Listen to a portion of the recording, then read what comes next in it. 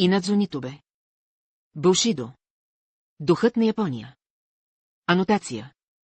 Инадзо Нитубе, 1862-1933, е японски просветител и дипломат, учил в САЩ и Германия и посветил живота си на изграждане на културни мостове между Япония и Запада. Именно от неговата книга, публикувана за първи път през 1900 година във Филаделфия, преведена на всички световни езици и многократно преиздавана до днес, западният свят научава за първи път думата Бушидо и се запознава с моралните ценности, които векове наред са определяли живота на японците. Известни са множество примери как тази неголяма книга, смятана за енциклопедия на японския дух, пробужда интереса на редица видни личности от Запада към японската култура. И в наши дни тя се радва на световна популярност, особено след филма «Последният самурай» и признанието на Том Круз, че многократно е препрочитал именно книгата на Нитубе, когато се подготвил за ролята си.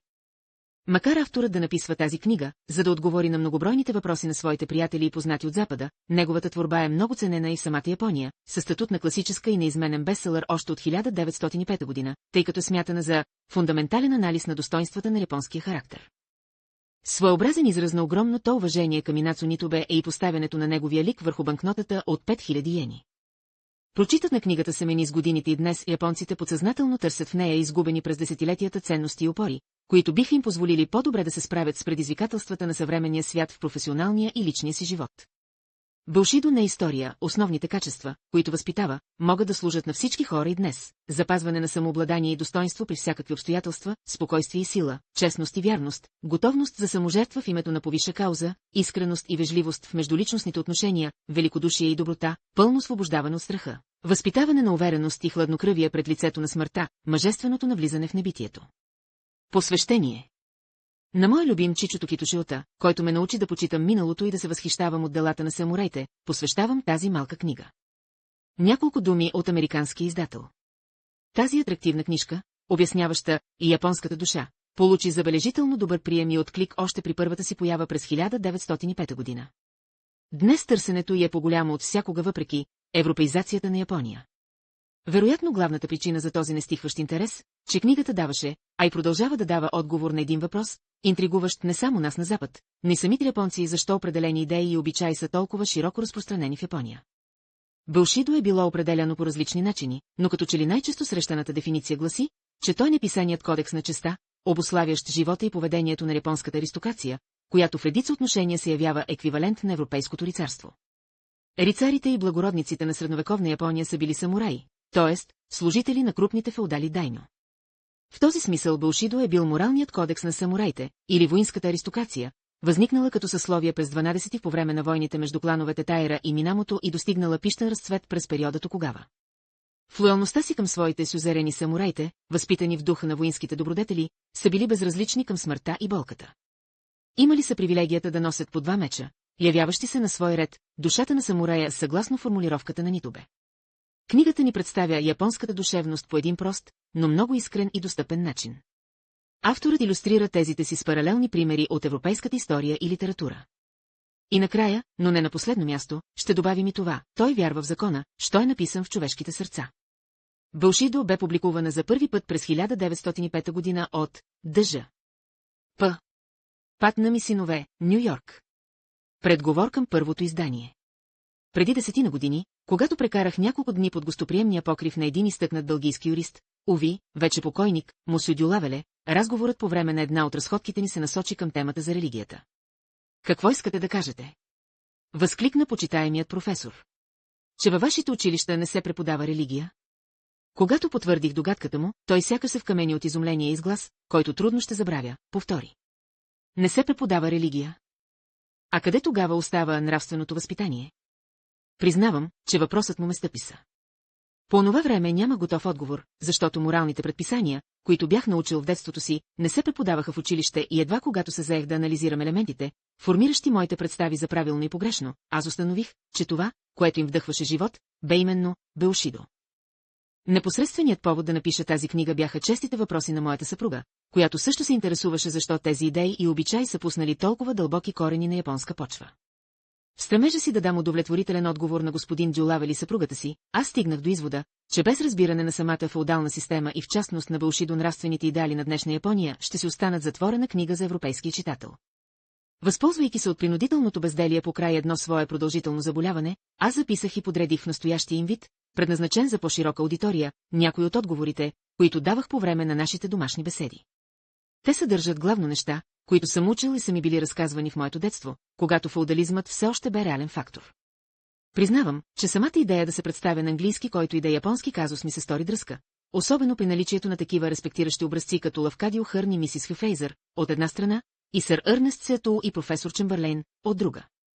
Единственото ми предимство пред тях е, че мога да поема ролята на личен защитник на моя клиент, докато тези изтъкнати автори в най-добрия случай биха се изявили като солиситори и пълномощници. Често съм си казвал, че ако имах техния дър слово, може би щях да представя тъжбата на Япония много по-красноречиво и убедително. Но ме утешаваше мисълта, че този, който говори на чужд език, би трябвало да е благодарен дори и само за това, че е бил разбран. В хода на изложението съм се старал да илюстрирам всеки извод, до който съм стигнал, с паралелни примери от европейската история и литература, воден от вярата, че по този начин темата ще стане подостъпна и разбираема за западния читател. Може би на някои моите позовавания на определени религиозни понятия и религиозни дейци ще се сторят пренебрежителни, но се надявам, че това няма да постави под въпрос отношението ми към самото християнство. Ако към нещо не изпитвам особена симпатия, то това са църковните методи и форми, които скриват съдържанието на Христовото учение, но не и самото то. Аз вярвам в религията, която той е проповядвал и ни е предал чрез Новия Завет, както и в закона, написан в сърцата ни. Нещо повече, вярвам, че Бог е сключил завета, неслучайно наричан стар, с всички народи и нации, били те юдеи или иноверци, християни или езичници. Колкото до моята лична теология, мисля, че казаното е достатъчно, а и не е редно да злоупотребявам с търпението на читателя. В заключение към този скромен предговор бих искал да изкажа благодарност и на моята добра приятелка Анна К. Харцхорн за нейните многобройни ценни съвети. И на Зо Нитубе. Овод. По молба на издателите, на които доктор Нитубе бе предоставил известна свобода на действие по отношение на встъпителната част, аз с удоволствие се заех да напиша този кратък увод към новото издание на Булшидо, предназначено за целия англоязичен свят. Вярно е, че познавам автора едва от 15 на години, но самата тема ми стана известна, поне до известна степен, още преди 45. Беше през 1860 година, във Филаделфия, където през 1847 наблюдавах и пускането във вода на Съскоехана, флагманския кораб на Комодор Пери, когато видях моя първи японец и посрещнах членовете на делегацията от Едо. Бях силно впечатлен от тези странници от задморски земи, за които Булшидо бе не само въплъщение на техните идеали, но и начин на живот. По-късно, през 3 години в колежа Рътджърс в Ню-Брансуик, щата Ню-Джерси, имах възможност да общувам с десетки младежи от Нипон, на които преподавах или бяха мои състуденти. Булшидо, за което често разговаряхме, ми се стори извънредно обаятелно. То намираше нагледен израз в живота на всички тези бъдещи губернатори, дипломати, адмирали, педагози и банкери, а дори и в сетните мигове на не един и двамата от тях, заспали вечен сън в гробището Уилоу Гроув, уханието на това най-пишно цвете на далечна Япония бе все така умайно сладко. Никога няма да забравя как отговори в смъртния си час юношата самурай Косакабе, когато му предложиха да приеме последното причастие, това най-благородно таинство и най-велика утеха. Дори да признавах вашия господар Исус, аз не бих му принесъл в жертва само някакви жалки остатъци от живота си. И там, на бреговете на стария Раритън, по време на атлетическите състезания или на веселите закачки, разменяни в трапезарията, или пък в дискусиите за моралните ценности и идеали, когато контрастът между японците и янките проличаваше особено ярко, аз често съм копнеел да получа своята тайна мисионерска отплата, ако използвам израза на моя приятел, писателя Чарлз Дъдли Уорнер. В някои пунктове етическите кодове и правила се различаваха, но тези дребни щрихи не помрачаваха общата картина. Както е писал един техен поет, дали не е било още преди 1000 години? Когато прекосил една морава и натежалите от роса цветя, обсипали брокатовата му дреха с изкрещи капчици, заради уханието им не ги изтръсках от ръкава си. И наистина аз с радост се измъквах от утъпканите коловози, които, както се казва, се различават от гробовете само по дължината си. Нима не е показателен животът на науката и културата? Нима не е вярно, особено в изучаването на езиците, морала, религиите и нормите за поведение, че, ако някой нещо знае, то е, че нищо не знае. През 1870 година бях сред първите, поканени от японската страна да въведат там методите и духа на американската образователна система. Спомням си с какво удоволствие напуснах столицата и се отправих към Фукуи, в провинция Ечитен, за да видя истинския феодализъм в действие. Имах възможност да наблюдавам и Булшидо, но вече не като екзотично цвете, а народна почва. Там, в условията на ежедневието, аз осъзнах, че Булшидо с неговите чанорю, джуджуцу и харакири, вежливи челобития и коленичения насред улицата, правила на меча и пътя, сложен церемониал и свръхистенчен слог, железни канони в изкуството и общуването, но и героизъм, задължителен също за съпругите, девойките и децата формира не само убежденията, но и поведението на всички благородници в укрепения град и околните земи. То бе една сурова житейска школа, в която момчетата и момичетата се обучаваха на равна нога. Всичко това, което доктор Нито бе получил като свое културно наследство и е попил с цялото си същество, за да го опише така изящно и убедително, с проникновеност, находчивост и размах, аз съм виждал с очите си. Японският феодализъм увяхна, без да дочака своя най-способен представител и най-пламенен защитник. За автора той е смътно ухание, разнасяно от вятъра. Аз успях да заваря разцъфналия цвят. И тъй като живях в условията на този феодализъм, тялото, чиято душа е Бушидо, и бях свидетел на кончината му, мога да потвърдя достоверността на описанията, които дава доктор Нитобе, както и дълбочината на неговите анализи и изводи. Той защрихувал изкусно детайлите и е възпроизвел колорита на една импозантна картина, която от хилядолетия насам намира бляскаво отражение в японската литература. Рицарският кодекс е претърпял многовековна еволюция, но нашият автор не е пропуснал да отбележи цветчетата, осияли тази пътека, утъпкана от милиони благородни души неговите сънародници. Критичният поглед само задълбочи моето собствено усещане за притегателната мощ и ценност, която Бушидо има за японската нация. Ако иска да разбере днешна Япония, човек трябва да знае нещо и за нейните корени, губещи се в мрака на миналото. Макар и за днешното японско поколение те да са също толкова невидими, колкото и за чужденците, философски настроеният изследовател ще познае по плодовете на настоящето съхранената енергия на отминалите епохи. Лъчите на това забравено минало са подготвили почвата, на която Япония днес жена успехи в мир или бран. Всички духовни сетива са изострени в тези, що са закърмени с Бушидо. Бучката захар се разтваря в чашата, но деликатният и привкус остава, за да ободрява. С една дума, Бушидо се подчинява на най-висшия закон на този, на когото собственият му образ и подобие се прекланя и признава за свой господар, защото, ако житното зърно, паднало в земята, не умре, остава си само, ако ли умре, принася много плод. Йоан 12 часа и 24 минути. Дали доктор Нитобе идеализира Бушидо? По-уместно би било да попитаме дали е можел да постъпи другояче. Той самият се определя като защитник. Във всички вярвания, култове и религиозни системи с развитието на идеала търпят развитие и неговите образци и представители. Тук важи правилото за постепенното натрупване и бавното постигане на хармония. Бушидо никога не успяло да достигне своя последен и най-висш стадий. Било изпълнено с огромна жизненост, а издъхнало едва в разцвета на красотата и силите си.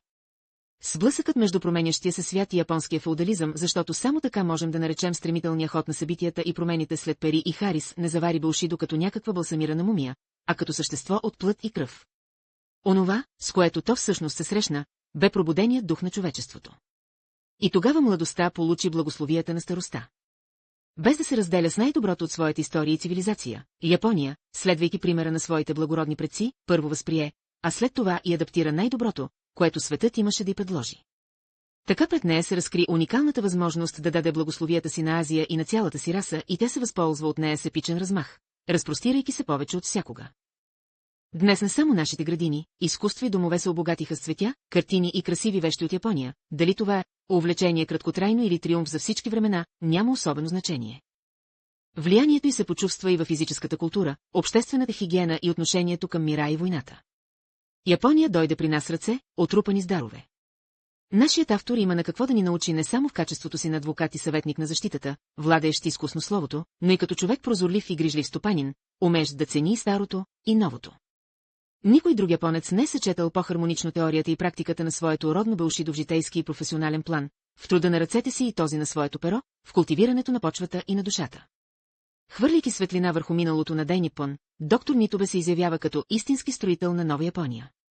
И във Формоза, най-новата придобивка на империята, и в Киото той се изявява не само като учен, но и като човек на практическото действие, съчетаващ най-новите постижения в науката с трудолюбието на нашите предци. Темата на тази книжка далеч не се изчерпва с Бушидо, защото съдържа и едно важно послание към англосаксонските нации. Тя дава своя съществен принос в решаването на най-крупния проблем на нашето време – помиряването и обединението на изтока и запада. От древността насам е имало много цивилизации, в идния и по-добър свят ще остане само една. Време е тази представа за изток и запад, предполагаща взаимно непознаване и неприязан, да отиде в миналото. Ето че днешна Япония, явяваща се средно аритметично между мъдростта и колективизма на Азия и енергията и индивидуализма на Европа и Америка, вече е заработила с неудържима мощ. Като човек, изучил древността и съвремието и познаващ световните литератури, доктор Нитове показва на тези страници, че е удивително подходящ за въпросната мисия, защото е тълкувател и помирител в истинския смисъл на тези понятия. Той не изпитва необходимост и не се оправдава за своето отношение към господаря, на който отколе служи вярно. Такой учен, познаващ пътищата на духа, нашия безкрайен благодетел и историята на воденото от него човечество, не ще съзре общото между всички религии и няма да отдели учението на основоположника и оригиналните писания от по-късните етнически, рационалистични и еклесиастични добавки и наслоения. В идеята за отделни завети, за която авторът загатва своя предговор, се състои и учението на този, който дойде не да руши, а да изпълнява. Свалили чуждоземните си одеяния, християнството ще престане да е екзотично дори в Япония и ще пусне дълбоки корени в почвата, на която е покълнало и Булшидо. И когато се освободи от плащаниците и трофилата, скриващи истинския лик, църквата на основоположника ще се приема също така естествено, както и въздухът, който дишаме. Уилям Елият Грифис. И така, май 1905 година. Оня път по чуката, там дето кой се случи, се чуди път ли е, или не е, ала съзрели го от към полета, поточва се отдолу чак догоре съвсем отчетливо. Какво, че гледката се чупи тук и там за минувача? И после, нека кажем философски, не са ли чупките една прекрасна за търсещия поглед ма история, която да го учиш той е вяра? Робърт Браунинг, Апология на епископ Блуграм. Има, ако мога така да се изразя, три могъщи духа, които от време на време се понасят над водите, за да дадат начален тласък на нравствените чувства и енергии на човечеството. Това са духовете на свободата, религията и честта. Халъм, Европа през средните векове. Рицарството само по себе си е поезията на живота. Шлегел, философия на историята.